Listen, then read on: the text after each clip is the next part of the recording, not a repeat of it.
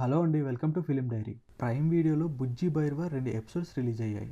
2 ఎపిసోడ్లు కలిపిన half an hour మాత్రమే ఉంటుంది, కానీ దాంట్లో చాలా డీటెయిల్సే ఉన్నాయి. ఫస్ట్ పాయింట్ మాట్లాడుకుంటే వరల్డ్ బిల్డింగ్ అంటే ఒట్టి మాటలే కాదు, ప్రతిదానికి చాలా క్లియర్గా డీటెయిలింగ్ ఇచ్చారు. అది ఫ్యూచర్లో జరుగుతున్న కాలం కాబట్టి అక్కడ చెట్లు కానీ పక్షులు కానీ ఎటువంటి గ్రీనరీ లేదు. మనం సరిగ్గా గమనిస్తే ఒక్క చెట్టు కానీ ఒక్క మొక్క కానీ ఎక్కడా కనిపించలేదు. ఒకతను పైనాపిల్ స్మెల్ చూస్తావా అంటే అడుగుతాడు. అక్కడ చూస్తే చాలా పెద్ద క్యూనే ఉంటుంది. అంటే స్మెల్ చూడాలన్నా డబ్బులు ఇచ్చి కొనుక్కోవాల్సిందే. ఈ ఎపిసోడ్ స్టార్టింగ్లో ఒకతను పైనాపిల్ నేను ఎప్పుడో చిన్నప్పుడు చూశాను అంటాడు. అంటే ఆ టైంలో వాళ్ళకి ఫ్రూట్స్ అనేవి దొరకడం చాలా కష్టం. మ్యాంగో, బనానా, ఆరెంజ్ ఇలా ప్రతి ఫ్లేవర్ కూడా స్మెల్ అమ్ముతారనుకుంటా. మనందరం చాలా అదృష్టవంతులమే ఈ కాలంలో పుట్టినందుకు. మరొక అతను కొండగాలి అని చెప్పి అమ్ముతూ ఉంటాడు. 1 మినిట్కి 500 యూనిట్స్ అని మాత్రమే చెప్తాడు.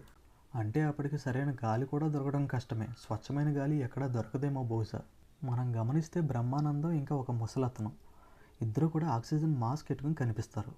ముసలి వాళ్ళు కంపల్సరీగా ఆక్సిజన్ పెట్టుకోవాలేమో, అప్పటికి ఆక్సిజన్ లెవెల్స్ కూడా తగ్గిపోతాయి భూమి మీద. ఇంకా డబ్బు కోసం మాట్లాడుకుంటే డబ్బుని యూనిట్స్ అని పిలుస్తారు.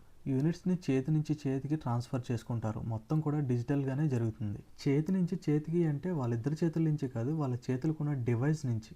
అప్పుడు క్యాష్ వాడకపోవడానికి కారణం న్యాచురల్గా వచ్చే రిసోర్సెస్ ఏమీ లేక, అంటే చెట్లు కానీ ఇలాంటివి ఏమీ లేక, మెటీరియల్ లేక కేవలం డిజిటల్ మాత్రమే వాడుతున్నారు అనుకుంటా. కాంప్లెక్స్ అంటే ఇది ధనవంతులు ఉండే చోట అయి ఉండొచ్చు. అక్కడికి వెళ్ళాలంటే 1 మిలియన్ యూనిట్స్ ఉండాలని ప్రభాస్ అంటాడు. స్టార్టింగ్లో పైనాపిల్స్ కోసం మాట్లాడుతున్నప్పుడు అవి కాంప్లెక్స్లో వాళ్ళ కోసమేమో అంటారు. అంటే కాంప్లెక్స్లో లగ్జరీ లైఫ్ ఉంటుందన్నమాట. ప్రభాస్ ఉండేది ఫ్యూచర్లో ఉండే కాశీ. అక్కడ రకరకాల షాపులు ఉంటాయి, రకరకాల బోర్డ్స్ ఉంటాయి, రకరకాల లాంగ్వేజ్లో ఉంటాయి. అప్పుడు సొంత ఊరు అంటూ ఏమీ ఉండదు అనుకుంటా. అందరూ ఎక్కడి నుంచైనా రావచ్చు, ఎక్కడైనా ఉండొచ్చు అనుకుంటా. ఇందాక చెప్పడం మర్చిపోయాను, ఓటు బార్ అని ఉంటుంది. అంటే గాలికి కూడా బార్లు ఉంటాయి అనుకుంటా. ప్రభాస్ నడుచుకుంటూ వెళ్తున్నప్పుడు, ప్రభాస్ పైనుంచి బైక్ మీద వెళ్తున్నప్పుడు కొంతమంది పిల్లలు అడుగో బైరువా అంటారు. ప్రభాస్ లోకల్గా ఫేమస్ అయి ఉంటాడు. బుజ్జి వెహికల్ మొత్తం డ్యామేజ్ అయిపోవటం వల్ల స్క్రాప్లో పడేస్తారు అనుకుంటా. ఆ స్క్రాప్లోంచే బుజ్జి తనకు దొరుకుతుంది. ప్రభాస్ కొన్ని పార్ట్స్ని దొంగిలించి వెహికల్ని తయారు చేస్తారు. బ్రహ్మానందం గారు రూమ్ క్లీన్ చేస్తూ భలే మంచి రోజులే అని ఒక పాట పాడతారు. ఆ సాంగ్ వచ్చి ఇప్పటికే 50 ఇయర్స్ దాటింది. అప్పటికి బహుశా 900 ఇయర్స్ తర్వాత ఆ ఫ్యూచర్లో ఆ స్టోరీ జరుగుతుంది. అప్పటికి ఆ సాంగ్ గుర్తు ఉండకపోవచ్చు, బట్ అది ఎందుకు పెట్టారో తెలియదు. బట్ బాగుంది. నాకు బాగా నచ్చింది బ్రహ్మానందం గారు ప్రభాస్ గారు రూమ్మేట్ అవ్వడం. బ్రహ్మానందం గారు రూమ్మేట్ అంటే ఆ మాత్రం ఉంటుంది మరి ఫన్.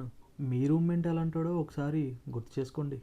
వీడియో కనుక నచ్చితే సబ్స్క్రైబ్ చేసుకోండి.